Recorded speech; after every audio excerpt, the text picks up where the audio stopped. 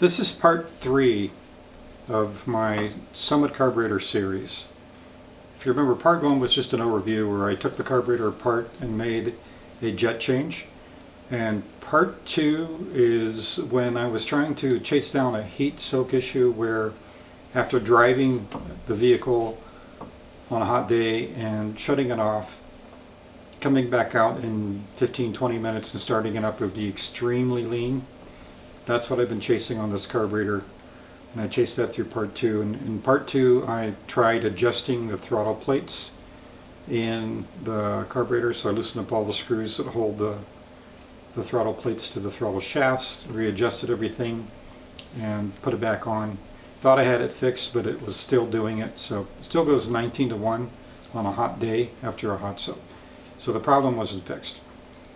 So I tried a few other things, but before I get to that, I want to go over what a typical carburetor fuel curve looks like.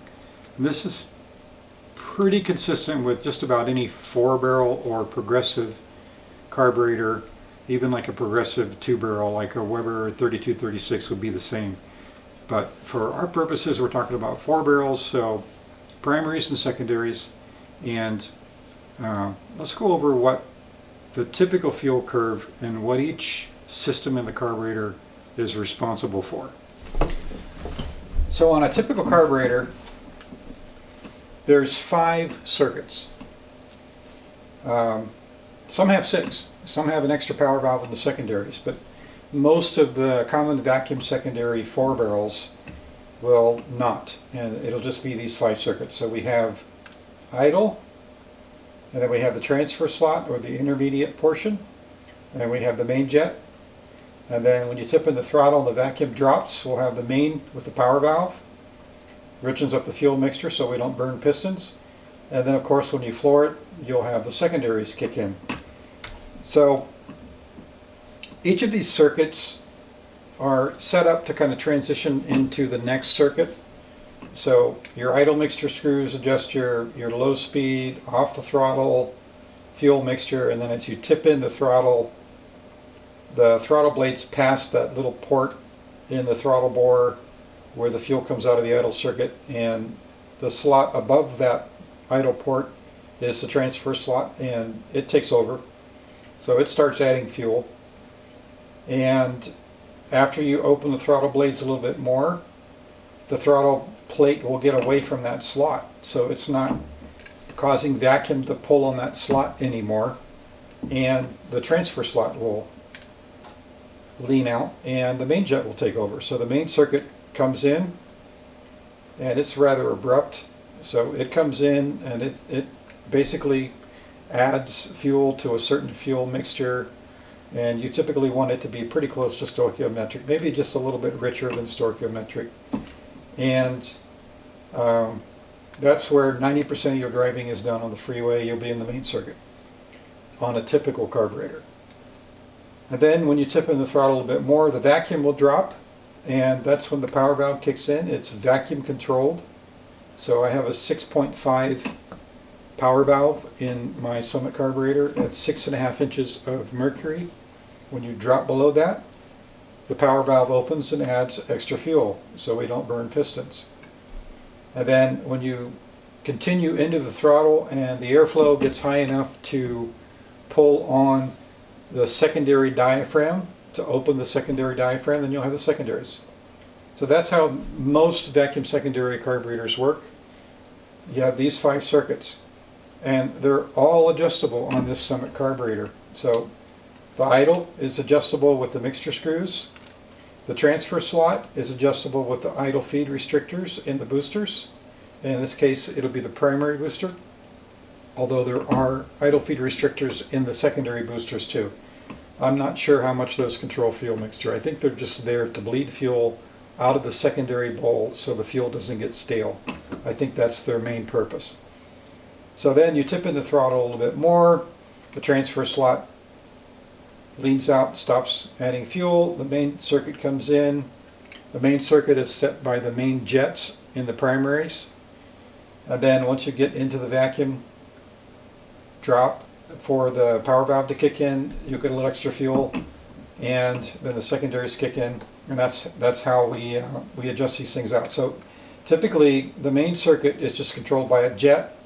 Sometimes you can change the power valve if you have too much fuel or not enough fuel to get more flow, or to take some flow away if it's too rich on the power valve. You can also put power valve restrictors in. You just drill out those passages and screw in a jet that can be changed to change the size of that restriction. But this carburetor doesn't have that feature. It's just got a drilling in the casting for the power valve flow. I think you can change the power valve, but that's way down the road. That's not something I'm looking at right now. I will in the future, but not right now. So 5 different circuits, 5 different adjustments. Secondaries, of course, is just a secondary jet. But what I was noticing when I drove this vehicle is that, of course, the idle heat soak problem, but then when you're driving down the road, it would be running probably 13 to 1, 13 and a half to 1, and you would tip in the throttle, and when you got into what I thought was the main circuit on this carburetor, it would be about 15 and a half to 1, maybe 16 to 1, and then you tip in the throttle a little bit more and it would richen up, and I thought where it was richening up was the power valve kicking in, and it is not, as it turns out, and I'll get into that in a minute. But anyway, and then of course when you floor it, you get into the secondaries. So back to what I've been doing after the throttle plate adjustment in part 2. The next thing that I did was I took the boosters out. I took the booster gaskets, and where the passage was through the booster gasket for the idle feed circuit, the hole that was punched in the gasket was too small. It wasn't the same size as the drilling that was in the boosters. So I punched those oversized to match the hole size in the booster assemblies, and put those back in, and I drove it, and it made no change. It still would heat soak and run 18, 19 to 1. So that didn't fix anything, but it was worth a shot. I thought maybe the cardboard or the paper of the gasket was affecting fuel flow through that passage, and it was worth a shot. So anyway, that didn't fix it. So fast forward to today. Today, what I did was I took some MIG tips and I chucked them up in my lathe, and I reduced the diameter of them and tapped one end of it to 632, which is the size of the threads on the idle feed restrictor, and cut them off, put a slot in the end of it for the screwdriver, and drilled them to 43 thousandths and installed them in the primary booster and went for a drive. So the stock intermediate or idle feed restrictor in the primary booster and the secondary booster, but we're just working with the primary booster right now, is 46 thousandths. I dropped that to 43 thousandths. And here's the interesting part. Where I thought I was in the main circuit, I was actually in the transfer slot, because in that same part of the throttle where I was 15 and a half, 16 to 1, now it was suddenly 17, 18 to 1. So what I thought was the main jet is actually the transfer slot, or the intermediate circuit. And I figured that out by making one change. It's always very important when you're working with carburetors to never change 2 things at once, because you won't know what the effect is, or what fixed it, or what changed it if you make more than one change. So in this case, I made a single change. I changed the idle feed restrictor from 46 thousandths to 43 thousandths, and it leaned out part of the fuel curve. And in fact, it was this part right here. And I thought that I was in the main circuit, but I'm not. I'm in the transfer slot, in the intermediate circuit. So the intermediate circuit on this carburetor does a lot. You're in the intermediate circuit most of the time when you're driving it. Even at like 60 miles an hour, you're mostly in the intermediate circuit, or the transfer slot, on this carburetor. So the transfer slot is very critical on this carburetor, and it was too lean, and I think that's what was causing the the heat soak idle problem on this carburetor, because what I did next was I took those 43 thousandths idle feed restrictors out. I took the stock ones that were 46 thousandths, I drilled them out to 52 thousandths. It was the next size up number drill bit that I had. And I reinstalled them and I went for a drive, and the mid-range part of that fuel curve where I was 15.5 to 1 originally, now is 13 to 1, 13.5 to 1. So it fattened up that part of the circuit. So then I took the 67 primary jets that I had in there and I dropped those to 65s.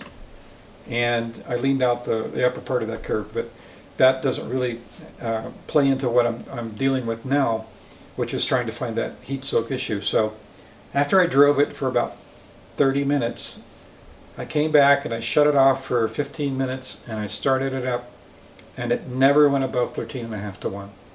So the idle heat soak problem is heavily dependent on the jetting of the idle feed restrictor in this carburetor. You have to have that one spot on. If it's not going to idle properly with temperature change, and it's drastic.